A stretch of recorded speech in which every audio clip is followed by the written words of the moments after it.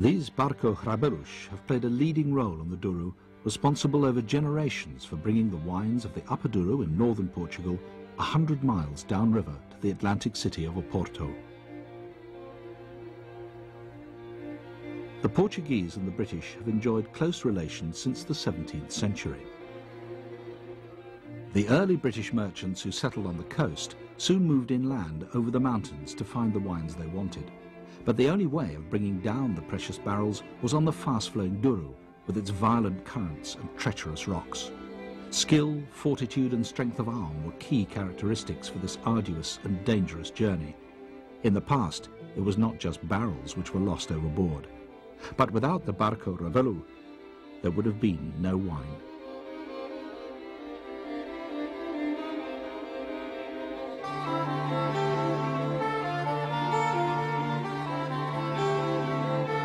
Port wine is produced in one of the most beautiful but rugged regions in the world, with the mountains rising steeply to more than 1,000 meters above the river. Graham's is one of the oldest of the port houses and is famous for the production of the finest quality ports and especially great vintage port. Some of the best vineyards of the region are to be found at Graham's Quinta dos Malvedos, bought by the company in 1890. The terrain is tough and difficult to work, and the schistous rocks have to be cleared before any vines can be planted. Little grows here apart from vines, but they produce one of the world's greatest wines, port. It's early spring, and on this apparently inhospitable soil, Graham's winemaker, Charles Symington, inspects a young experimental vineyard, the vines carefully wrapped against the testing climate. Graham's have invested heavily in replanting. The vineyards here are top-rated A classification. This is a long-term commitment to quality. It's looking pretty healthy. Is it very humid? Actually, it seems to be quite dry, in fact. It's drier than I'd expected. It will be 8 to 10 years before this vine produces grapes of sufficient quality and intensity of flavour to make a great Graham's vintage port. Graham's Quinta dos Malvedos sits above what used to be one of the most dangerous stretches of the River Douro. Now the river moves at a more stately pace since it was dammed some 30 years ago. Even in the spring, the climate is still cool, and only slowly are the vineyards warming up.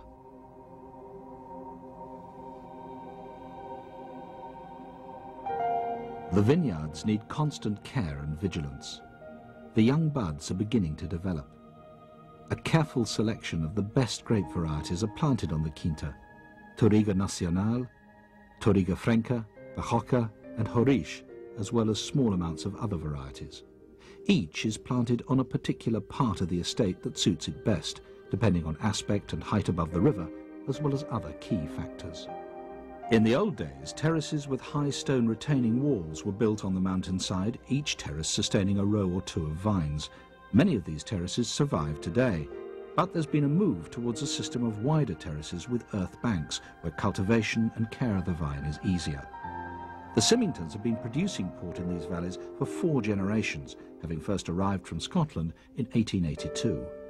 Graham's is one of the very few port companies which is still entirely family-owned and managed. Rupert Symington is on one of his regular visits to the Quinta. Here we are at Malvedos. This is a property that was it's now Graham's sort of flagship vineyard. It's a property that was acquired by Graham's in 1890. They built their lodge in Villeneuve de Gaia, and in 1890 they also acquired this vineyard and laid it out. And these terraces down here were actually the marble of the Douro. Some of the finest stone walled terraces in the Douro. Graham's really is famous, most famous for its vintage ports, and you really need wines made in these. This is probably one of the absolutely top areas of the Douro. All A grade, letter A grapes, and producing some of the finest wines that to be made in the whole Douro region.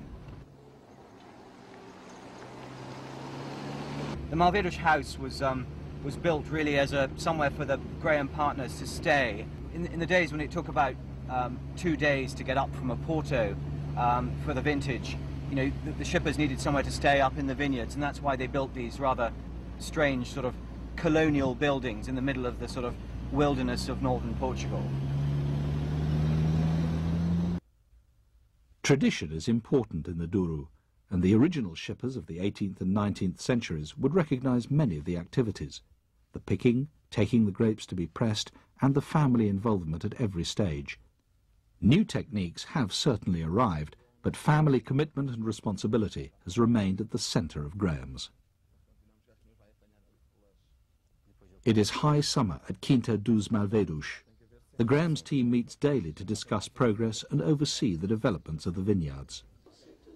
Lunch may be informal here, but the opportunity to review the development of vintage port is rarely missed. Lunch is also a chance for the family to catch up.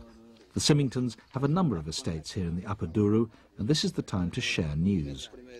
Vineyard manager Ricardo Carvalho has spent the morning on the terraces checking the progress of the vines and can now consult the family. They plan the work that is needed in the vineyard.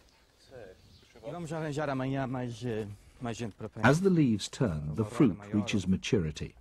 A perfect balance of sugar and acidity in the grapes is achieved, and they're ready to be picked. All picking is done by hand, and bunches are carefully scrutinized to remove any unripe or rotten grapes. Pickers work slowly and methodically to ensure only the ripest fruit is picked. It is the combination of many small but important details that make great wines.